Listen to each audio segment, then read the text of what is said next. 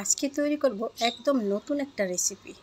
খুবই মজাদার এবং খুবই টেস্টি হয় এই নাস্তা রেসিপি, ব্রেড নাস্তা। আর এই নাস্তাটা ঝটপট অবশ্যই টিফিনের জন্য বানিয়ে রেখে দিতে পারেন। মেহমান আপ্যায়নে এবং চটজলদি সামনে দিলে খুবই আকর্ষণ এবং খুবই মজাদার। তাহলে চলুন স্কিপ না করে অবশ্যই শুরু থেকে শেষ পর্যন্ত দেখবেন। আমি এখানে একটা বাটি নিয়েছি আর নিয়ে নিব এখানে ময়দা, আপনারা আটাও নিতে পারেন। আমি দুটা ডো তৈরি করব দুইভাবে। তো একটা আমি দেখাচ্ছি, একটু বাটার আমি এখানে দিয়ে দিলাম, স্লাইস করে 2 পিস পাতলা করে বাটার দিয়ে দিচ্ছি। আর দিয়ে দিচ্ছি বেকিং পাউডার 1 চামচ, লবণ, আর দিয়ে দিচ্ছি 1 টেবিল চামচের একটু বেশি চিনি, 2টো ডিম। এখন সবটা ভালো করে মেখে নিব সুন্দরভাবে। হাতে নিয়ে ময়দার সাথে উপকরণটা সুন্দরভাবে মিশিয়ে নিব। ব্রেড রুটি, যেটা 2 রকমের ডো তৈরি করে এখানে তৈরি করা। নর্মাল পানি দিয়ে আমি একটা সফট একটা ডো তৈরি করে নেব। আর আমি 5-7 মিনিটের মতো এখন রেস্টে রেখে দেব, তারপরে যাব অন্য কাজে। এরই মাঝে বলে দিচ্ছি, প্লিজ বন্ধুরা ভালো লাগলে একটি লাইক দিয়ে ভিডিও দেখার জন্য কন্টিনিউ করবেন। তো আমি ফিরে আসলাম 10 মিনিট পরে। সফট হয়েছে ডোটা। এখন আমি সামান্য তেল দিয়ে বড় আকারের একটা রুটি তৈরি করব। একবারে মোটাও না, একবারে পাতলাও না। আর এরই মাঝে বলছি, যারা এখনও আছেন আমার সঙ্গে অসংখ্য ধন্যবাদ। শুরু থেকে যারা শেষ পর্যন্ত আছেন, যারা নতুন ভিউয়ার্স আমার, ওয়েলকাম আমার কুকিং চ্যানেলে। আর অবশ্যই সাবস্ক্রাইব করে বেল নোটিফিকেশন অন করে রাখবেন, যাতে রেসিপিগুলো সবার আগে আপনাদের কাছে পৌঁছে যায়। আমি মাঝখানে একটা বাটি দিয়ে দিলাম। এরপরে আমি দিয়ে দিব এখানে একটা পিৎজার প্লেট নিয়েছিলাম, সস, টমেটো সস। 65 থেকে 13 বছর থেকে 65 বছর পর্যন্ত আমার আঙ্কেল আন্টিরা, ভাইয়ারা, আপুরা, ছোট্ট ছোট্ট সোনামণিরা আমার ভিডিওগুলো দেখেন। অসংখ্য ধন্যবাদ কষ্ট করে ভিডিওগুলো দেখার জন্য, রেসিপিগুলো দেখার জন্য। অবশ্যই শেয়ার করে দিবেন। 13 বছরের বাচ্চারাও আমার ভিডিওগুলো দেখেন। কত কত বছরের মানুষগুলো দেখেন, অবশ্যই আমি দেখি। ইন্ডিয়া থেকে অনেক আপুরা ভাইয়েরা দেখেন, অনেক আন্টিরা আঙ্কেলরা দেখেন। তো আমি শসা দিয়ে দিছি প্রথমে, এখন দিয়ে দিচ্ছি চিজ দিয়ে দিলাম। প্রথমে শসা কুচি দিয়ে চিজ পর্যাপ্ত পরিমাণে দিয়ে বাটিটা এখন আমি উঠিয়ে নিলাম। তো যাই হোক, এখন আমি মাঝখানে কিভাবে কাটছি সেটা একটু খেয়াল করুন। আর এখানে আমি অন্যরকম ডো সেলে তৈরি করব, যেটা রুটির মতো করে দিয়েছি এখানে। এটা ডো তো দেখলেনি কী দা আমি তৈরি করলাম।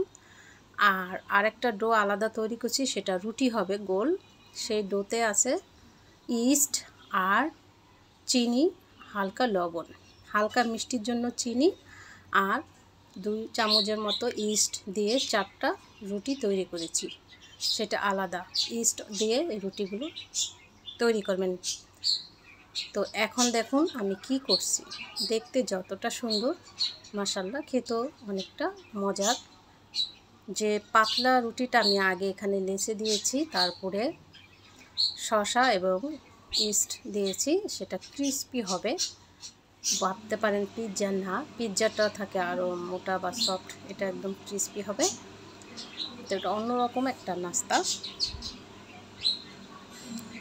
দেখুন আমি কত সুন্দর করে একটা ডিজাইন তৈরি করে ফেললাম।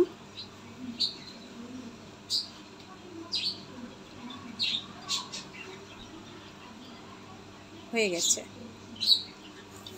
এখন আমি মাঝখানে সেই ডোয়ে যে গোল আকারের ব্রেড হবে এখানে, এটা ওই যে বললাম ইস্ট আর হচ্ছে চিনি, নর্মাল পানি দিয়ে ডো তৈরি করে এভাবে গোল করে বসিয়ে দিয়েছি। রেস্টে রেখে দিয়ে এটা ফুলে দেখবেন অনেকটা সুন্দর হবে।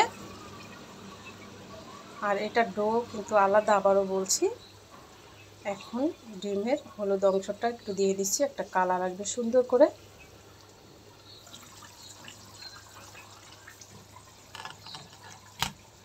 যাই হোক, এভাবে করে অবশ্যই বানিয়ে একটা করতে পারেন, রাখতে পারেন অনেক দিন, বাচ্চাদের জন্য বা নিজেরা নিত্য নতুনের জন্য। একঘেয়ে নাস্তা, একঘেয়ে ভালো লাগে না। কিছুটা এখানে তিল দিয়ে দিচ্ছি সাদা, না দিলে স্কিপও করতে পারেন, সমস্যা নেই। এখন আমি ওভেনে দিব, প্রায় আধা ঘন্টার মতো ওভেনে দিয়ে ফিরে আসছি। আপনারা কিন্তু এটা বেশিরভাগই ফ্রাই প্যান যদি থাকে অনেকটা চড়া, সেটাতে হালকা তেল দিয়ে ভেজে নেবেন, তাতে বেশি ভালো হয়। তো আমি ওভেনে দিয়ে ফিরে আসছি। তো আধা ঘন্টা ওভেনে দেওয়ার পরে এই যে দেখুন এইভাবে হয়েছে।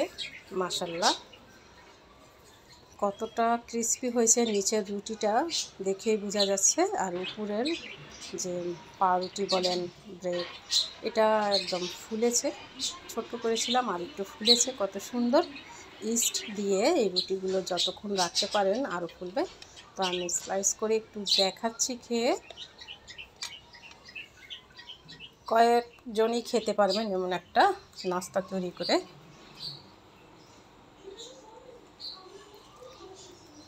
দেখুন, চিজ দেওয়া, এই জন্য আঠালো আঠালো।